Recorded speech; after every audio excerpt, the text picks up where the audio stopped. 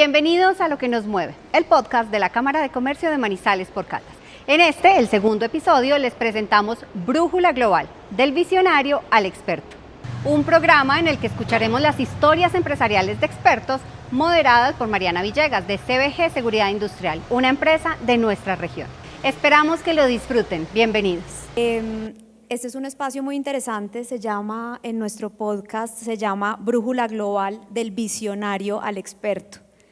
Hemos visto una cantidad de visionarios en nuestro podcast anterior, unos líderes de empresas que han venido aplicando estos conceptos de los que estamos hablando desde cada una de sus organizaciones, y ahora tenemos 3 expertos globales que son grandes en el mundo en estos temas, y la idea es que hablemos un poco de casos, de herramientas. Yo les decía a ellos que como empresarios parte de lo que hacemos en estos espacios es venir a recoger herramientas para guardarlas en una cajita y esa cajita irla sacando en nuestras empresas. Entonces esto va a ser una conversación más de pasar del pensamiento y la palabra a la acción, y en eso es en lo que nos vamos a enfocar. Nuestro podcast anterior nos habló mucho sobre transformación digital, pero también nos dijo que la innovación no siempre es digital. Nos hablaron mucho de la colaboración, nos hablaron mucho de eso, es cambiar la innovación por el diseño de futuros. Entonces, pues qué interesante tenerlos a ustedes acá. Muchas gracias. Yo se los voy a presentar rápidamente. Quiero presentarles primero a Gonzalo Mateos. Gonzalo viene de España y es el CEO de la compañía Expansión y Estrategia. También es CEO de Mica Greek Frozen Yogurt. Gonzalo tiene más de 25 años de experiencia en desarrollo estratégico de empresas de retail y se enfoca en el análisis de mercado, viabilidad y estrategia para maximizar resultados. Ha acompañado compañías como Hyatt, igualmente es el ideólogo del espacio gastronómico Galerías Canalejas en Madrid y Gourmet Experience del Corte Inglés.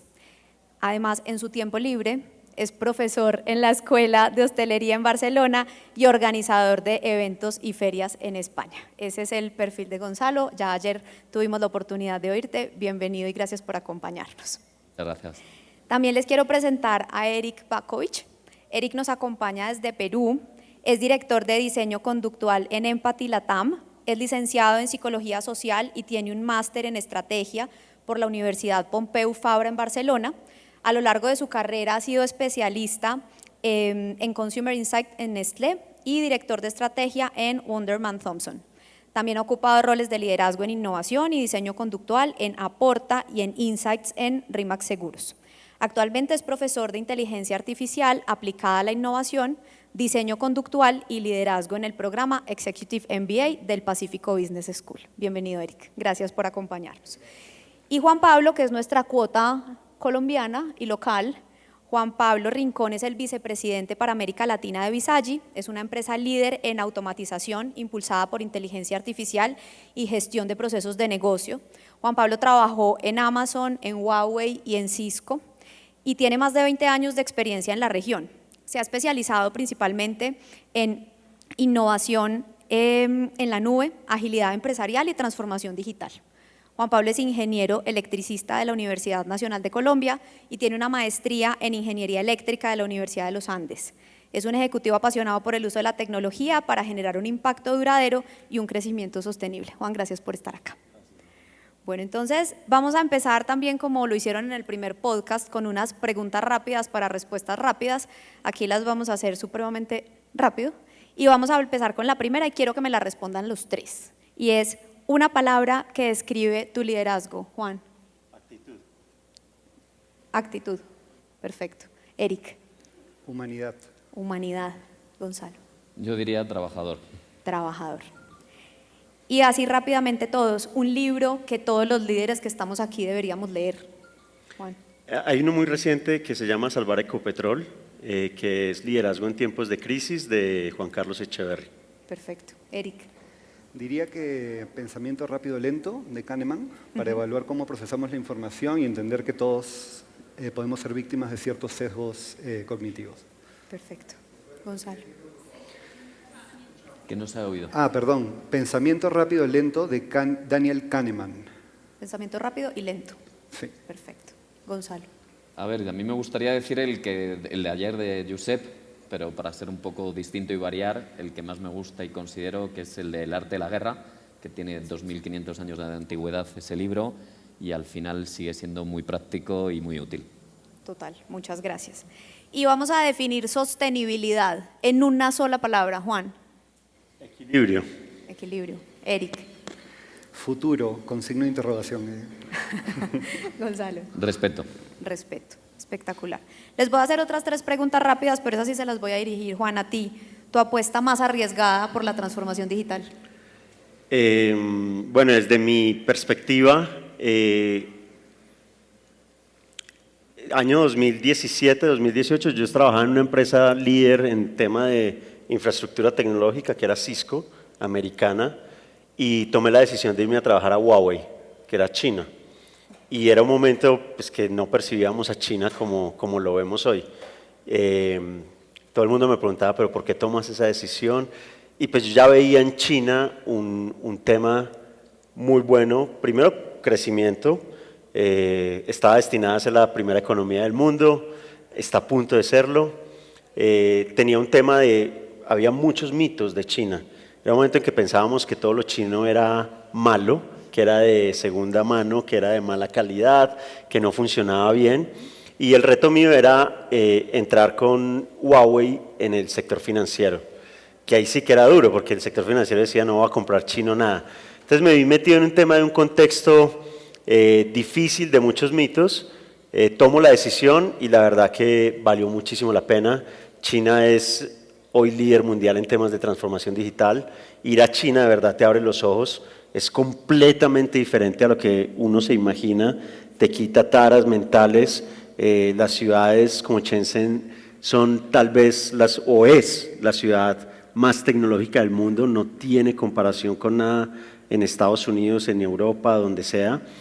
Y además me enseñó mucho a mí personalmente de resiliencia. Hacer negocios en un momento donde el presidente de Estados Unidos en ese momento estaba vetando a China, vetando a Huawei en todo lado, verme metido en un tema sociopolítico del que yo no tenía absolutamente ningún control, pues te enseña de resiliencia, porque teníamos negocios ya a punto de cerrar que te paraban porque no, es que los van a vetar o lo chino, hay un problema de ciberseguridad, cuando no era así. Entonces, la verdad me enseñó muchísimo desde el punto de vista de resiliencia y transformación. Realmente arriesgada. Súper. Eric, ¿el error que más te dolió al innovar? Yo creo que el error que más me dolió al innovar fue una cachetada de realidad, porque para innovar, sea incremental o radicalmente, tienes que seguir un proceso, ¿no? Este proceso se le conoce como diseño centrado en las personas o diseño centrado en el humano. El humano es el core, hemos hablado mucho de eso el día de ayer y el día de hoy. Y la cachetada que recibí fue darme cuenta de que vivía en una burbuja de pensamiento positivo y diseño centrado en las personas cuando hablaba con los negocios o los líderes empresariales que tenían un foco mucho más centrado en el negocio y no en la persona, ¿no? Y de estos hay miles de ejemplos y he tenido que lidiar con muchos líderes que se centran tanto en su negocio que olvidan al usuario al cual quieren impactar positivamente, ¿no? Yo siempre hablo de ejemplos, sé que en Perú pasa, sé que en España también pasa porque he vivido allá, supongo que en Colombia también pasa, pero ¿no? Darte de alta de un servicio, de tarjeta de crédito, en un clic te llega la tarjeta de crédito, me quiero dar de baja, tienes que ir al monte Sinaí vestido azul, sacrificar un unicornio, no, se te lo hace imposible, ¿no? Entonces, ¿por qué? ¿No? ¿Por qué están tan focalizados en ganar, ganar, ganar, ganar y no escuchan las necesidades del cliente, ¿no? Ese fue un dolor perenne que tengo en mi vida profesional todavía. Perfecto, muchas gracias. ¿Y la señal de mercado que ignoraste, Gonzalo?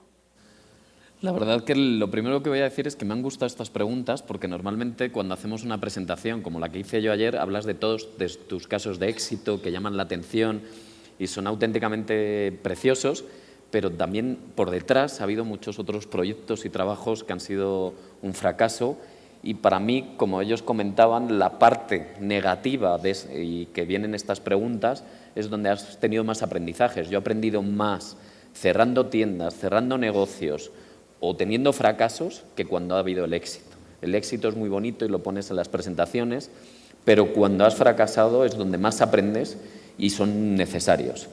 Y el factor que yo tuve más ignorado o menos en cuenta fue justo el proyecto de Galerías Canalejas, donde el Four Seasons, donde el cliente demandaba una cosa y la señal que ignoré es que el mercado quería otra cosa. El mercado quería un centro, un proyecto más democrático porque se ubicaba en una zona turística donde estaban todos los posibles clientes, incluso la accesibilidad del madrileño, y ahí podía ir todo el mundo, mientras que el cliente quería llevarlo al nivel lujo. Entonces ignoré esa señal de mercado y lo que hice fue caso al cliente, seguía al cliente y al darle sus pasos el Four Seasons pues es una entidad maravillosa y sin embargo las galerías, ese desequilibrio que se hizo para acompañar más al lujo pidiendo restaurantes de estrella Michelin en una zona que era más democrática, hizo que el éxito del proyecto y la zona gastronómica, que tenía que ser más democrática, pues ignoré el mercado para hacer caso al cliente y ahí tenía que haberme enfrentado más al cliente y haberle demostrado que esa no era la línea y la línea tenía que haber ido hacia el otro lado para que fuese más éxito. Es muy interesante porque ayer incluso nos decían que no habláramos tanto del error, sino un camino para lograr lo que queríamos. Entonces me parece supremamente valioso ese punto. Hemos hablado estos días y en el podcast anterior sobre transformación digital, sostenibilidad, liderazgo innovador. Y esta mañana tuve una conversación con Eric que le quiero dar todo el crédito a él y yo le decía, de alguna manera, lo hablamos con Josep ayer, el liderazgo está en la base, si no hay un liderazgo innovador eso no va a suceder, pero entonces, ¿qué hay arriba? Y Eric me decía, arriba está la sostenibilidad, que es la que nos jala y la que nos da el norte. Pero entonces, ¿cómo se arma el triángulo? Y las otras aristas que hacen y son herramientas para llegar allá, y una de ellas es la transformación digital. Entonces, lo que queremos empezar a conversar ahora es cómo vamos anclando cada una de las partecitas de ese triángulo y vamos a empezar hablando un poco de la transformación digital y el liderazgo, eso cómo se conecta. Entonces, pues Juan, quiero empezar contigo, que nos cuentes un poco qué es para ti la transformación digital realmente, eso cómo se ve en una empresa y con todos estos empresarios que tenemos acá, cuáles deberían ser los primeros pasos que deberíamos dar para transformarnos digitalmente. Bueno, esa es una muy buena pregunta y siempre he estado del lado de ser un proveedor de tecnologías para la transformación digital y soy un convencido de que la tecnología es simplemente un habilitador, no tiene nada que ver con la transformación digital. La transformación digital empieza desde entender nuestros clientes, los clientes de ustedes y en el contexto en el que ellos se mueven. Que el contexto de ellos es el que es digital, es el mundo en el que nos movemos. El mundo de hoy es un mundo diferente, el ciudadano o el cliente de ustedes, pues con esto ya tiene acceso a todo. Los servicios públicos son diferentes. Entonces, cuando uno empieza a entender que ese cliente que ustedes atienden es diferente, que es otra cosa, pues uno empieza a trabajar desde ahí para atrás. Entonces, la transformación digital debe ser un proceso que empieza por entender mi cliente, sus necesidades y empezar a establecer un propósito de compañía para llevar a ese cliente. Luego ya hay un trabajo interno en las empresas que es crear una cultura para poder tener innovación, para poder suplir las necesidades de ese cliente. Entonces yo aconsejo dos temas. Uno, tener metodologías para trabajar desde las necesidades del cliente hacia atrás y sobre eso crear los productos. Y dos, tener también metodologías a nivel empresarial para poder hacer toma ágil de decisiones, para que se pueda fracasar de cierta manera, que no estemos castigando el error, que si vienen nuevas ideas, demos espacio para las nuevas ideas y que no nos quedemos siempre con no es que así funcione, así lo vamos a hacer, no. Pongamos al cliente en el centro, empecemos a trabajar desde ahí y lo hacemos. Y por último, muy importante, el rol nuestro, de ustedes como líderes, es llevar este mensaje en la compañía. No puede ser un área de innovación aislada, no puede ser un área de transformación aislada. Los líderes son los llamados a de verdad a crear una cultura dentro de la empresa que permita llevar la innovación. Yo me voy a atrever a generalizar y voy a decir que todos los empresarios tenemos una historia de fracaso con alguna cosa de transformación digital. Cuéntanos tú una experiencia que hayas vivido hablemos otra vez del fracaso, de transformación digital. ¿Qué pasó? Aprendamos de ese error, ¿qué no volverías a hacer? ¿Qué consejo nos das frente a ese caso? Mira, y voy a pensarlo desde el punto de vista de por qué es muy, muy importante el liderazgo. Yo recuerdo que desde el punto de vista tecnológico habíamos hecho algo muy bueno con una municipalidad en otro país, no era en Colombia, donde estábamos haciendo un tema con inteligencia artificial para detectar problemas de bajo peso al nacer.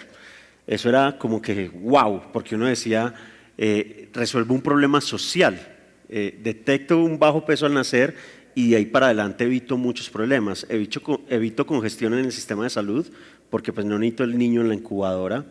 Evito problemas sociales porque de pronto no voy a tener posibles muertes, posibles fallecimientos. Entonces como que era muy buena la historia, se crean campañas proactivas y lo puedo hacer. Hasta ahí muy bien. Pues resulta que para poder hacer eso, pues tú necesitas datos de diferentes entidades, no solamente del sistema de salud, necesitas integrar muchas cosas dentro de esto para poder tener una analítica clara. Y en el sector público, que es mi ejemplo, pues tú no puedes, no es tan fácil que acá en Manizales la Secretaría de Salud le preste los datos a la Secretaría de Movilidad o a la Secretaría de Protección Social, son temas completamente aislados que no se hablan. Entonces es clave el rol del líder. Ahí el líder, ¿quién era? El alcalde. Si el alcalde como tal no genera un sistema para que de verdad haya facilidades para que esos egos políticos, esos egos a veces de las personas de compartir no pasen, no iba a hacer absolutamente nada. Todo el proyecto al principio no funcionó porque simplemente no había comunidad y el líder no tenía un rol claro dentro de esto. Luego, satisfactoriamente se pudo involucrar a los alcaldes para poderlo hacer y quiero destacar el rol del líder en esto. Total, y en últimas ese líder termina conectando con nuestro podcast anterior, siendo el que permite la cooperación o desbaratándola por completo. Así es. Perfecto. Gonzalo, ahí Juan Pablo acaba de tocar el tema de liderazgo y tú has visto muchas compañías crecer, decrecer, has ayudado muchas, también nos contaste la experiencia de Mica, cómo van a crecer de esa manera, tú has visto muchos líderes en el camino. ¿Qué significa para ti liderar bien hoy? ¿Y qué errores solemos cometer los líderes para que una empresa de pronto por nuestras decisiones no crezca o cuáles hacemos bien? Para mí lo más difícil no es la parte tecnológica, sino es la parte del ser humano, de cómo conectar con muchos de los empleados. Y yo tengo el hecho curioso de que un poco con la gente, si conecto bien, conecto muy bien, pero en el caso de que no conecte, me voy al otro extremo. Digamos que a mí genero un amor-odio en ese sentido y no tengo un término medio. Entonces ahí me es difícil hablar de liderazgo en ese sentido porque siempre voy a polos. Y cuando trabajo con los clientes, tengo muchas anécdotas con clientes del desarrollo y al final donde el mayor problema que nos encontramos siempre es con el factor humano. Ahora mismo con Mica mi mayor reto, mi mayor problema es encontrar empleados, trabajadores.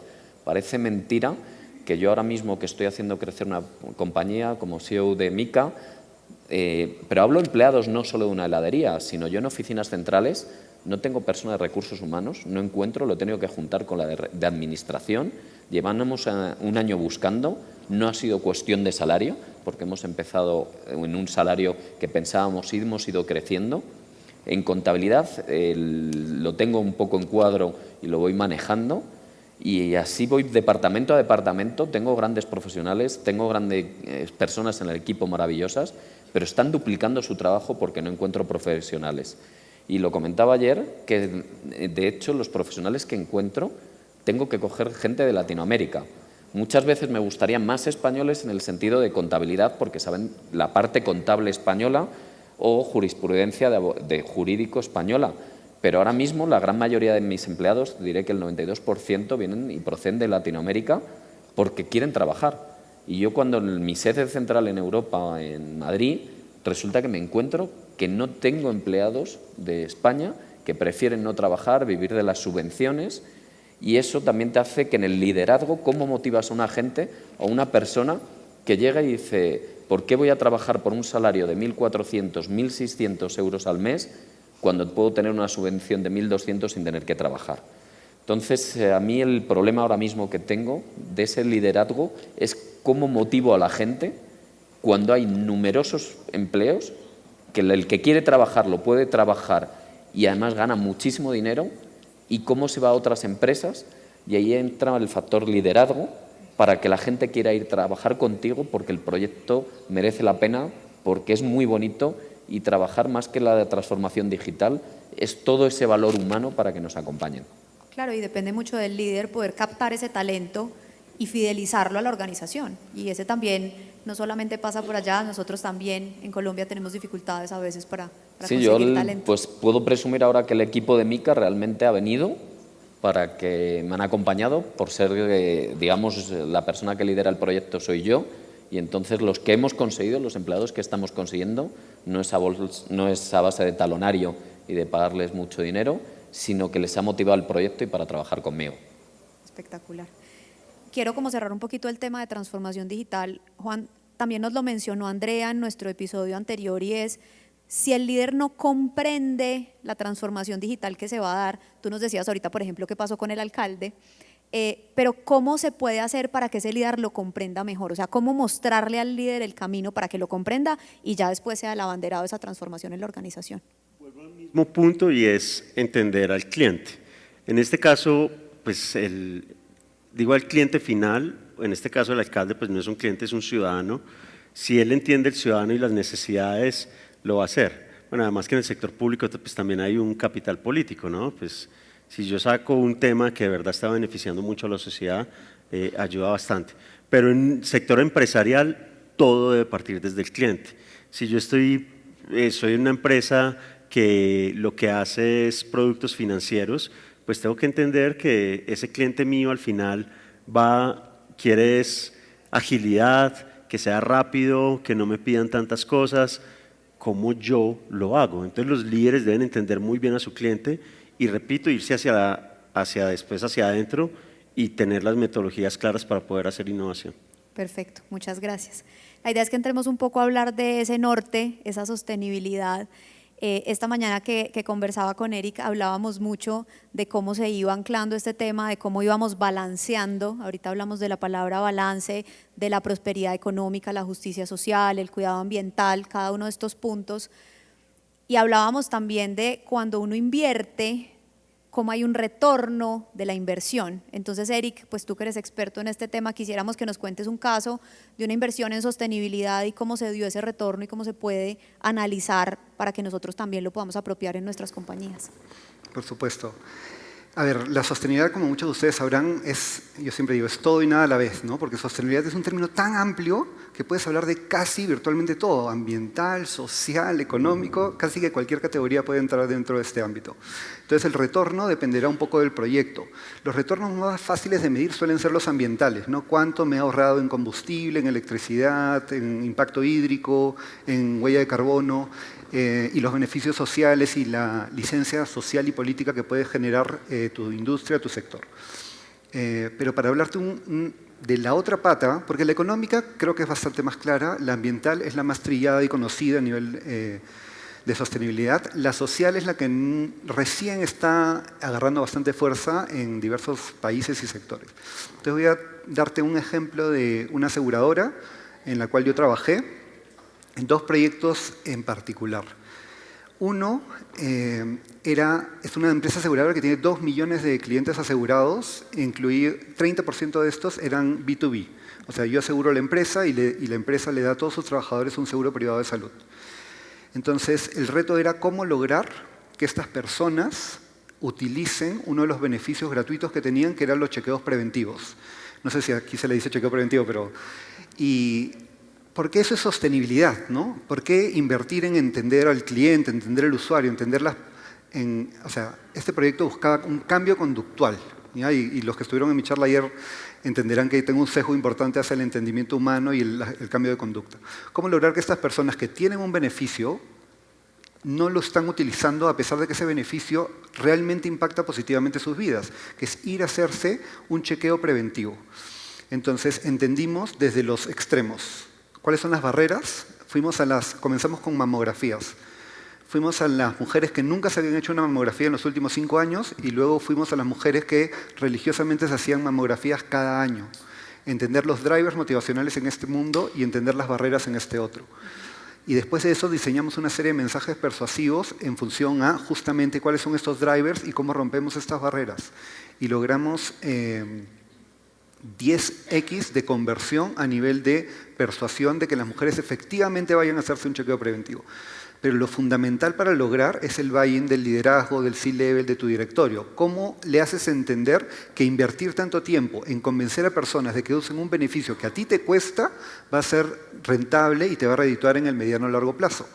Y eso es estadística pura, ¿no? Por cada 1000 mujeres que se hacen chequeo preventivo, estadísticamente hablando, encuentras entre 1 y 3 casos de cáncer de mama, que si lo curas, si lo atiendes en estadio 0, estadio temprano, lo puedes curar. Entonces, en 5 años, por cada 1000 trabajadores, el ahorro estimado era de $50.000. Estamos hablando de una empresa que tiene 2 millones de asegurados, entonces el potencial ahorro en el mediano y largo plazo era brutal. Pero es fundamental llegar al número, llegar al dato según el stakeholder que tienes al frente. Hay directorios y hay empresas que la tienen clara, no tienes que hacer nada en tu presentación. Hay otros que yo siempre digo, tienes que contrabandear la sostenibilidad. Tienes que ponerle el foco en, aquí está la zanahoria, reputación, retención de personal, licencia social y política, y tienes que meterle la sostenibilidad así discretamente por abajo, ¿no? Pero hay otros que sí la tienen mucho más clara y ahí es mucho más sencillo. Y de repente el otro ejemplo, en el mismo sector, fue también con conducta humana. Cómo generar hábitos saludables de alimentación y de vida en personas aseguradas con la empresa. ¿Por qué? ¿Por qué voy a gastar tanto tiempo, dinero, esfuerzo y recursos en cambiar conductas de algo tan complejo como es hábitos alimenticios, sedentarismo y actividad física? Y también hicimos la matemática y por cada 1000 personas que le reducías 1% de índice de masa corporal, que es una relación altura-peso, muy cruda, a veces injusta, pero es lo más escalable. También estimamos el monto de retorno en las probabilidades de que esas personas desarrollen o no desarrollen asma, dislipidemia, hipertensión o diabetes, y el costo que esto implica para una empresa aseguradora. Entonces, con ese número, tú decías, si aplicamos este proyecto, tiene un costo inicial súper grande, luego se hace más sostenible en el tiempo a nivel económico. Si por cada 10.000 personas que impactes, tu retorno en 5 a 6 años va a ser X. Entonces, es fundamental, a veces complejo, pero tienes que cuantificar el retorno para que el directorio o el C-level o el tomador de decisión entienda el valor no solo social, porque no es filantropía, de nuevo, la sostenibilidad tiene que estar amarrada al core de tu negocio y cómo te va a redituar esto en el mediano o largo plazo, ¿no? El problema a veces es con los líderes que ven el hoy, ¿no? O sea, solo ven el objetivo del trimestre y no ven más allá de aquí a 1 año, 5 años o 10 años, ¿no? Eso. Total.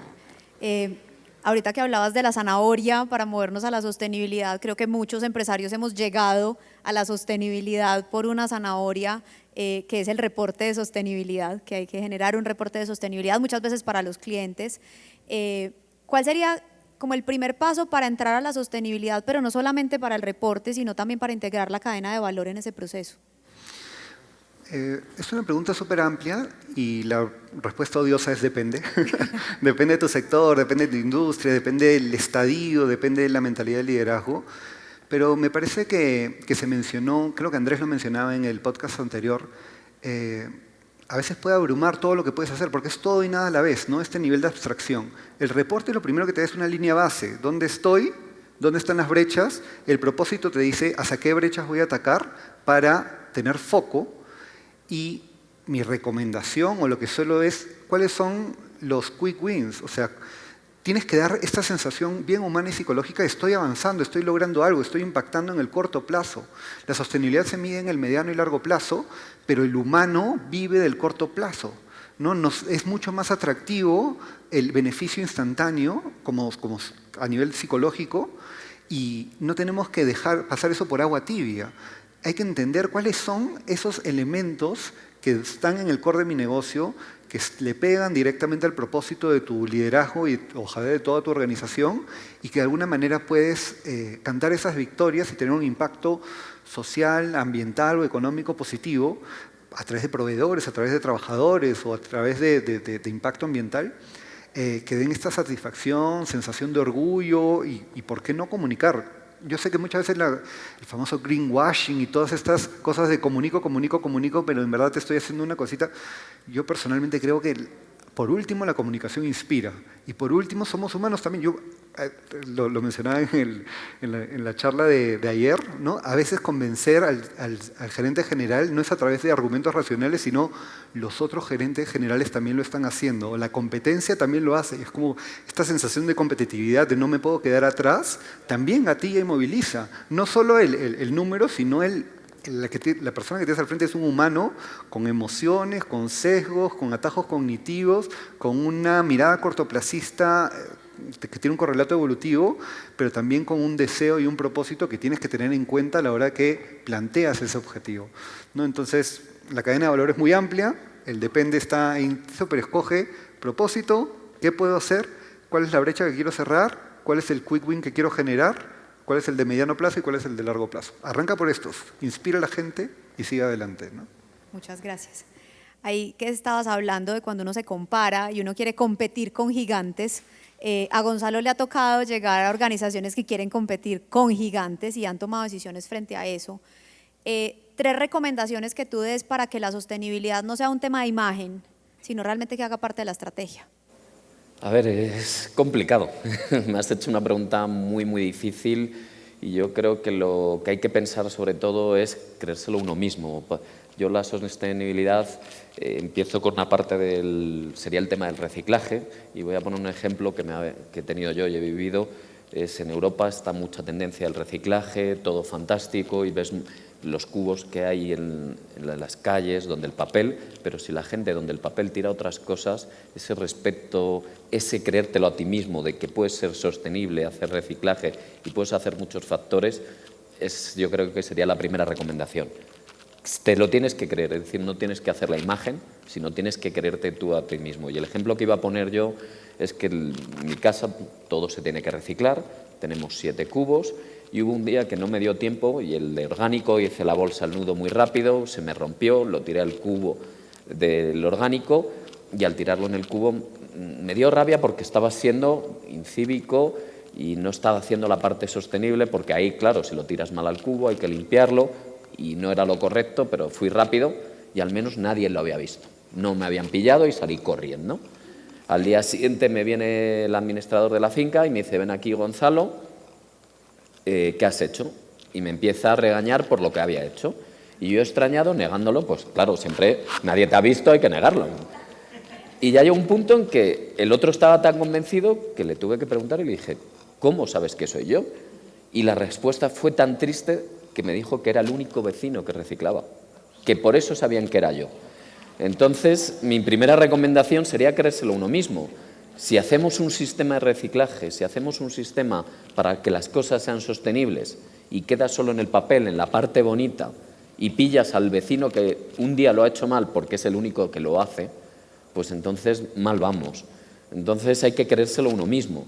Y una vez que lo crees uno mismo, y sería mi primera recomendación, la segunda es transmitirlo a tu entorno, a tus empleados, a tus clientes, a todo el que te acompañe, porque si tú no te lo crees y si no te lo crees no lo puedes transmitir. Y si no lo transmites te quedas en un mundo en que ¿para qué me sirve? Y luego la tercera sería el que donde vayas continúes haciéndolo, porque si haces todo el plan de sostenibilidad, tú te lo crees, lo transmites, pero luego no das el ejemplo y vas a otros países, yo he viajado un poquito y cuando ves a otros países y resulta que te das cuenta de que en esos países no se hace nada, absolutamente nada de sostenibilidad y entonces ves que la gente se relaja y dices, si aquí no lo hacen, pues ya no lo hago. Claro, si no te lo has creído, no lo has sabido transmitir y luego no das el ejemplo, para mí serían las 3 pautas para poderlo ejecutar.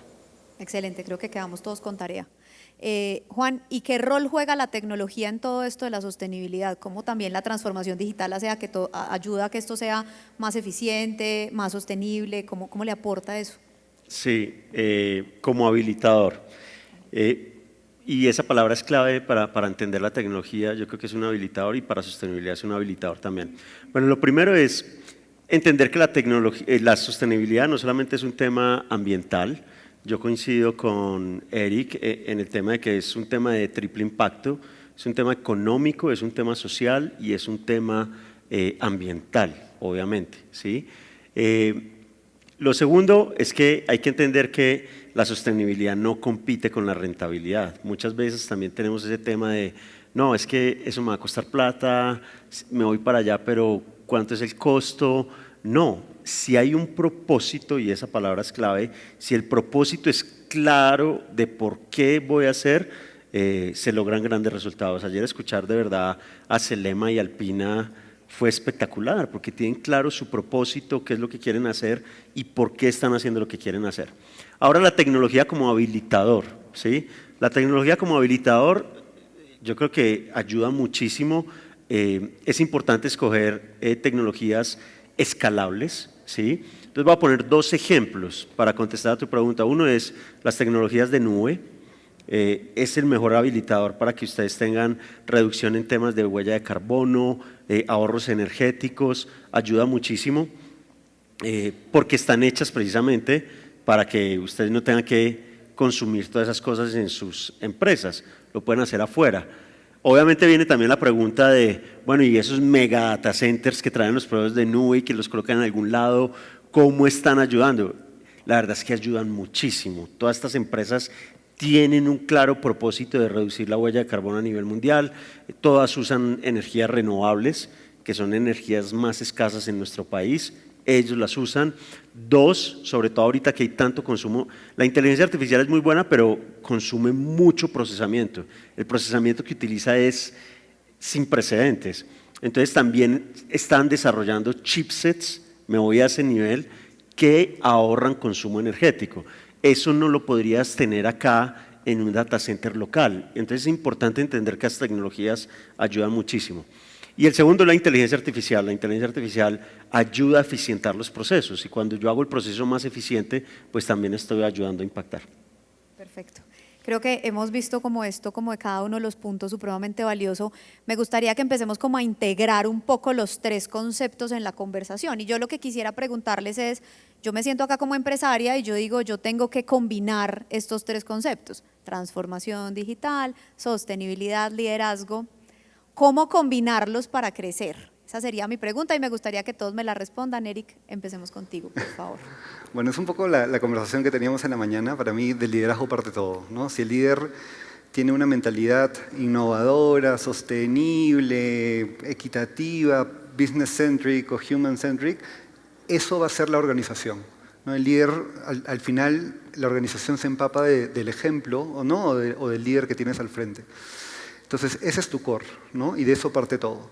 Segundo son los habilitadores. Los habilitadores como herramientas que pueden ser físicas, como pueden ser transformación digital, inteligencia artificial o cualquier programa de gestión que ayude a estos líderes realmente a llevar a la vida ese propósito, esa visión, ese objetivo de negocio que tienen en el mediano o largo plazo.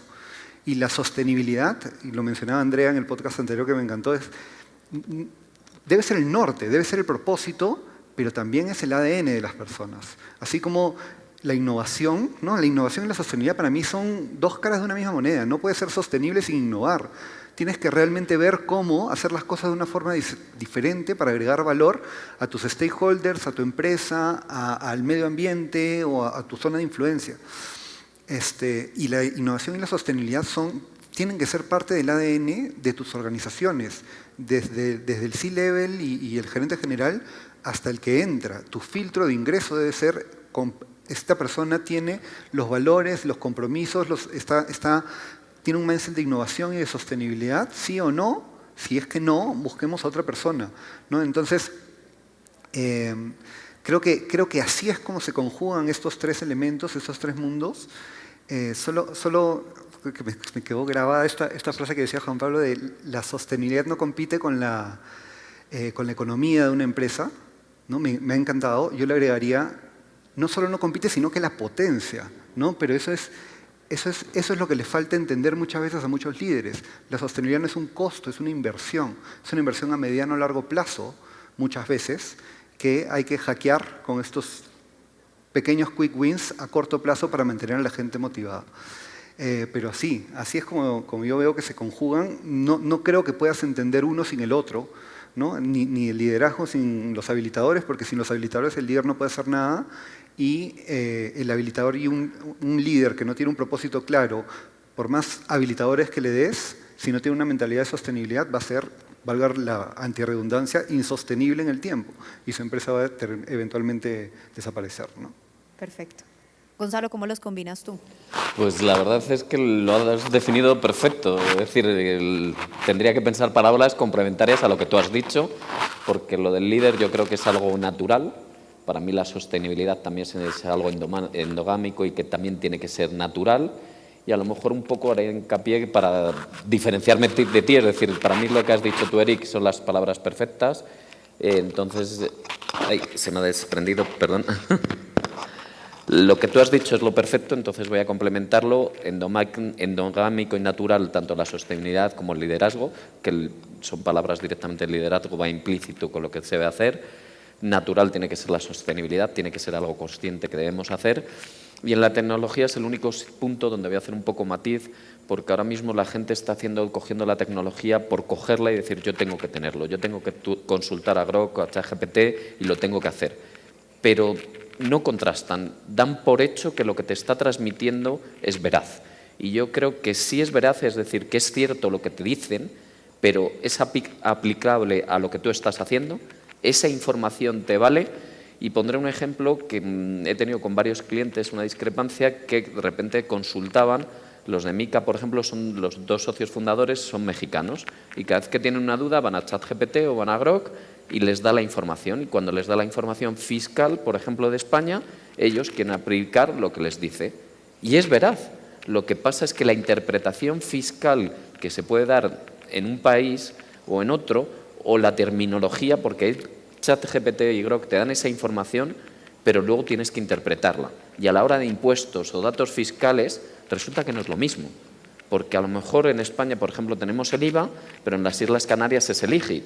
Y tú cuando preguntas a Grok, te dice, la factura en Canarias tienes que hacerla con IGIT. Pero claro, si tú estás en Madrid y lo haces al otro, te tienes que dar cuenta que tienes que hacer bien la pregunta, que te dé la información, porque el tratamiento fiscal es de una manera o de otra. Es el ejemplo más claro, pero si lo vamos a preguntas más sencillas y le preguntas algo como mentir o ocultar información es lo mismo, si ocultas información es mentira, uno u otro te dice una historia diferente y ambos son veraces porque están diciendo la verdad, pero te sirven, son útiles o no son útiles. Entonces, liderazgo para mí es algo que tiene que ser natural, que el líder tenga que transformar y hacer. La sostenibilidad es algo que tiene que ser sí o sí innato. Pero la tecnología tenemos que saber usarla, saberla interpretar y extraerla, esa información veraz, a lo que tú tienes en realidad. Y tú decías ayer algo muy valioso y es que la innovación no siempre es tecnología, también es mirar hacia atrás y ver qué estaba pasando. Sí, Esa mirada. ahí he trabajado con numerosos ejemplos donde para innovar hemos tenido que ir a siglos pasados y ponía el ejemplo de la arena de Jable en las Islas Canarias, que para poder innovar y esa agricultura kilómetro cero y el sabor de un auténtico tomate, tenían que hacerlo como el año 1600 en la arena de la playa y que con esa arena de la playa poder dar un tomate que tenía incluso más sabor que en zonas agrícolas tradicionales de toda Europa, de Ucrania, etcétera. Incluso productos, hablo productos muy tradicionales, todo el mundo sabe que la sobrasada pertenece a Mallorca, a las Islas Baleares, y allí resulta que ciertas sobrasadas no las admitieron porque no estaban en la regularización normal. Y una de las que hacían unos fabricantes de estas sobrasadas decía, pero es que yo he cogido la receta de 1400. En 1400 no teníamos el pimentón viene de la India y llega a lo que sería Europa en el año 1500 algo.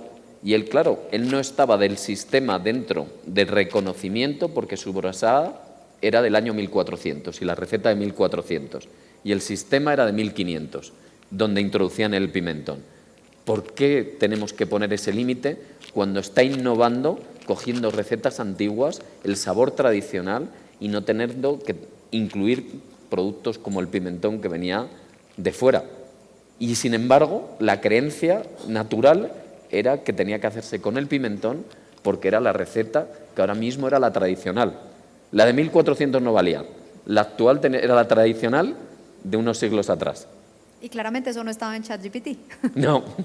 Juan, ¿cómo los combinas tú? Bueno, me encantó el congreso por estos tres temas. Yo los combinaría, es liderazgo, innovación y sostenibilidad. Yo pongo a innovación y sostenibilidad como parte de la cultura. Y el responsable de generar y permear la cultura organizacional es el líder, ¿sí? Es la forma en que yo lo veo. Para mí hay una frase que hablan mucho y que a veces no se le presta tanta atención, que es que la cultura se come la estrategia del desayuno. Es fundamental. Yo ayer hablaba de la cultura de dos empresas, de dos multinacionales, y de pronto a veces nos quedamos pensando, no, pues que son ellos. Pongo el ejemplo de Alpina y Celema. Creo que todos vimos y es claro en su cultura cómo de verdad estos temas de sostenibilidad e innovación son importantes. Y tienen dos líderes ahí que demuestran, lo viven, lo transpiran. Escuchar al presidente de Celema, que yo no lo conozco personalmente, me hubiera encantado, me llenó de energía, porque es que de verdad es un líder que demuestra esto a toda la organización. Entonces yo lo incluyo así y nuevamente hago un llamado a todos, es ustedes como líderes en sus organizaciones son los responsables de llevar una cultura corporativa que premie la innovación, que premie la sostenibilidad, porque estas son cosas que son top-down y que deben de verdad permearse desde el liderazgo. Perfecto. Yo quiero ahorita dar paso a unas preguntas del público, pero a mí personalmente, en Colombia decimos que uno es muy ñoño porque le gusta irse con una tarea. Y creo que todos somos profesores o lo hemos sido en algún momento de la vida, y yo quisiera que nos dejaran una tarea. Es decir, todos salimos súper inspirados de oír un podcast como este, el episodio anterior, todo lo que vimos ayer, inspirados, llenos de ideas, pero déjennos un compromiso accionable, una tarea para que nosotros hagamos el lunes que lleguemos a nuestras empresas. De a una. Eric, solo una, por favor, no podemos hacer muchas más, tenemos que vender. De repente, asociado a lo que se ha conversado antes, vayan y cometan errores, ¿no? O sea, si todo te sale bien, estás haciendo algo mal, no estás innovando, ¿no? Al final innovar es hacer nuevas cosas y en el proceso de hacer nuevas cosas vas a cometer errores. No horrores, ojo, porque también hay que poner los límites del error, pero fracasar en pequeño y pensando en grande, ¿no? Entonces, tendemos a hacer las cosas donde nos sentimos cómodos o cómodas, y esa es la zona de confort peligrosamente estacionaria y poco innovadora, ¿no? Entonces, esa sería la tarea, de repente no para el lunes, pero para el próximo mes, que les dejaría. Perfecto. Gonzalo, ¿qué tarea nos dejas? Pues me vais a permitir un poco un atrevimiento, y desde que estoy aquí, la verdad es que estoy impresionado por la calidad de las personas, del potencial y de lo que podría hacerse cantidad de cosas en Manizales que estoy descubriendo poco a poco, y entonces es permitirme esta libertad de deciros que lo tenéis que creer a vosotros mismos, que a partir del lunes os sentéis en la oficina y después de este repaso de congreso os deis cuenta, porque yo cuando he llegado aquí venía con una mentalidad distinta y lo dije el primer día que tuve que buscaros en el mapa, pero cuando lo he descubierto en el mapa hay cantidad de cosas totalmente increíbles que digo, ¿cómo no lo conocía? Entonces, para mí, yo creo que vuestra primera tarea va a ser, o debería ser, creérselo y saber el potencial que hay aquí como para llegar a muchos sitios. Y yo creo que desde España, ahora mismo, cuando yo vuelva, a todos mis conocidos les diré, si queréis realmente ir a Colombia, tenéis que ir a zona cultural, por supuesto, pero luego tenéis que ir a Manizales y al Eje Cafetero a conocerlo, y ese viaje tiene que ser indispensable porque hay mucho potencial y hay muchas cosas para hacer. Pero para eso os tenemos que descubrir en el mapa, y para descubriros vosotros tenéis que creeros que realmente podéis llegar donde podéis llegar, y ese pueblecito no es tan pueblecito, sino tiene 500.000 de habitantes y muchísimo que aportar. Muchas gracias. Gracias, Gonzalo, además por ese cumplido que nos haces como región, vale mucho. No es un cumplido, es la realidad. Pero lo recibimos con mucho amor, muchas gracias, de verdad que para creérnosla muchas veces necesitamos que venga alguien y nos lo diga, entonces muchas gracias. Juan, la tarea, por favor, fácil. Sí, yo creo que el tema es cuál es el propósito, de que se pongan y miren, si ya lo tienen claro, convencerse, si no, definir muy bien el propósito, tanto a nivel personal como a nivel corporativo. Debe ser muy claro ese norte. Yo tenía un jefe que una vez me decía, el que no sabe para dónde va, cualquier bus le sirve. Es importante tener propósito. Ayer hablábamos y había una pregunta ¿qué aconsejas en 5 años? Yo no sé, o sea, en 5 años esto va tan rápido, no sé ni qué va a pasar el próximo año. ¿Qué voy a aconsejar qué hacer en 5 años? Mi consejo es, ten claro tu propósito, hacia dónde van a nivel personal, a nivel profesional, y verán que lo consiguen. Pongan al cliente en el centro de todas las conversaciones y va a pasar. Y hay uno que me ha funcionado muy bien a mí a nivel personal, y los quiero dejar con esto de cierre, hay un poema que me regalaron hace muchos años de actitud, que es de un poeta que se llama Charles Swindoll, si lo buscan, y básicamente dice que en la vida todo es 10% lo que me pasa y 90% cómo reacciono a ello. Y eso es una clara muestra de resiliencia. O sea, si nos quedamos de verdad solamente en las cosas que nos pasan, pues nos puede ir muy bien, muy mal y ahí nos vamos a quedar pegados. En cambio, eso no importa, el 90% es cómo reacciono, cómo lo hago, y va muy atado con lo que decía Gonzalo, es creerse en uno mismo, creer en el potencial y va a salir muy bien. Perfecto, muchas gracias. Tenemos 10 minutos para que podamos hacer 2 preguntas del público, entonces vamos a iniciar, por favor. Te van a pasar el micrófono. Gracias. Adelante. Dale, habla. Ya. Listo. Buenos días para todos. Bueno, primero agradecerle a Cámara de Comercio haber propiciado un espacio de tan altura, pues de una altura que uno no se imaginaba que le iba a tener. Segundo, pues a todas las personas que han pasado durante todos estos 2 días que realmente nos han enriquecido de una manera súper importante. Pregunta puntual, yo soy gerente de una clínica privada de la ciudad de Manizales y a lo largo de todos estos años, yo llevo 5 años en la clínica después de pandemia, nos hemos encontrado una gran cantidad de retos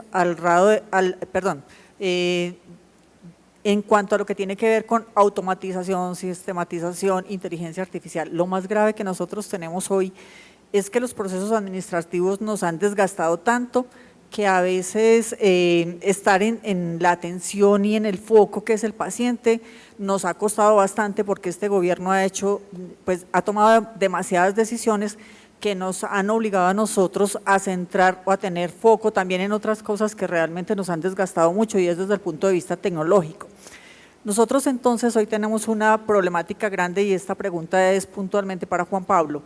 Y es que nosotros teníamos entonces un GIS, ¿cierto? Es decir, un software de historia clínica conectado con cartera, conectado con activos fijos y una cantidad de cosas, pero entonces en la medida que nos van pidiendo, entonces tú te vas llenando de una cantidad de softwares y un ERP, pues digamos que nos lleva a un desgaste porque tú le tienes que sumar entonces el software de nómina, el del call, ahorita entonces cómo automatizamos agentes, después cómo hacemos, y uno dice, se va llenando una cantidad de plataformas para administrar que se va volviendo tan complejo y además todas las normas que el gobierno nos ha venido poniendo desde interoperabilidad de la historia clínica, entonces que automatizar todo el tema también de incapacidades y 1000 cosas pues que no viene al caso, pero cómo hacer cuando tú tienes tantos retos y cuando tú te vas llenando de una cantidad de plataformas y cada uno también con un costo fijo para poder optimizar los recursos de la organización y realmente tener el foco donde que es el paciente.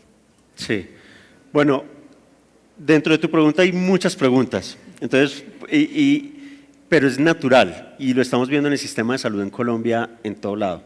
El tema de efectivamente nos estamos dedicando más hacia el interior, a la parte administrativa, por necesidad, no porque es lo que queramos, y no a estar del lado del paciente. Eso es un problema, eso no debería ser así.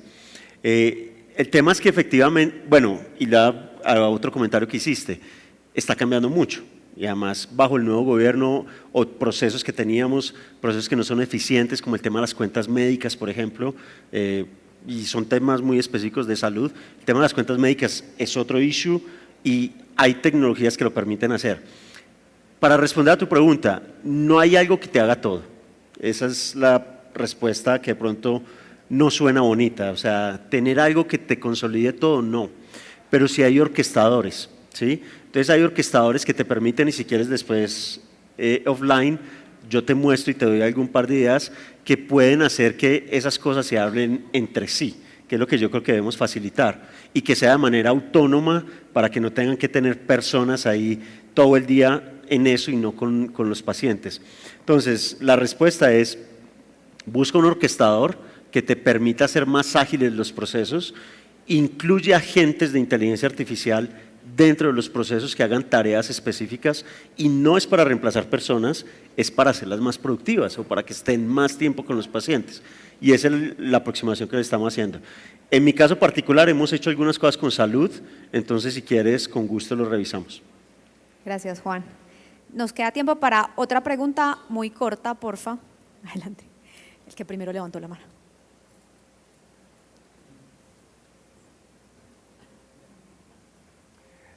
Muchachos, ¿cómo están? Buenos días. Buenas tardes ya. Esta pregunta para Gonzalo. Si tú hoy fueras el CEO, el alcalde, el mandatario de esta ciudad, ¿qué harías tú para potencializarla? Uf. A ver, primero no podría ser el alcalde porque no soy políticamente correcto, entonces no me admitirían. Habría muchas cosas.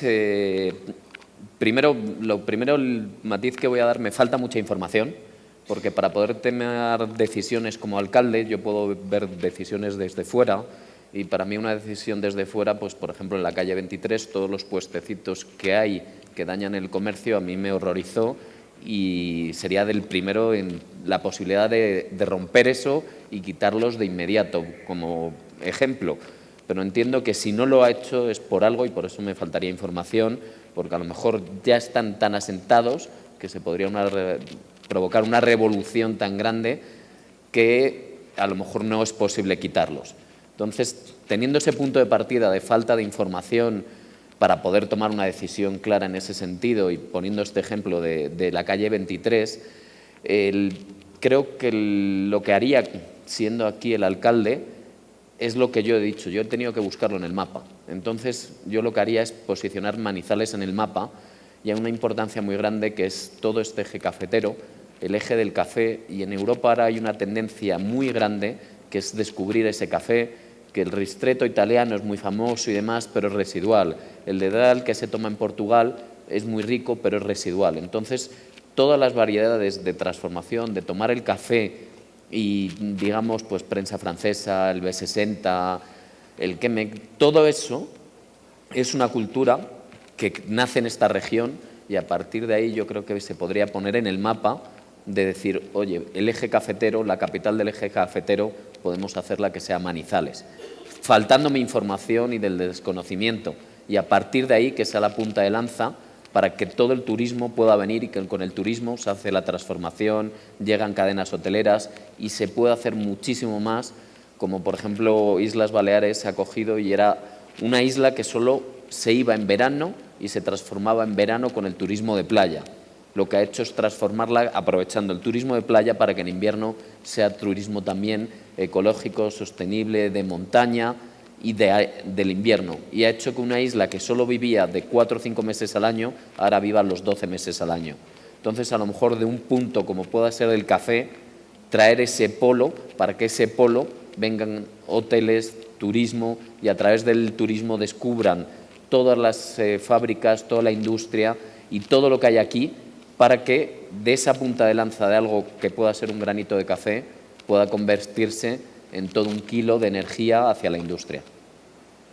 Desde el desconocimiento, porque hay detalles que me faltaban bastantes. Gracias, Gonzalo.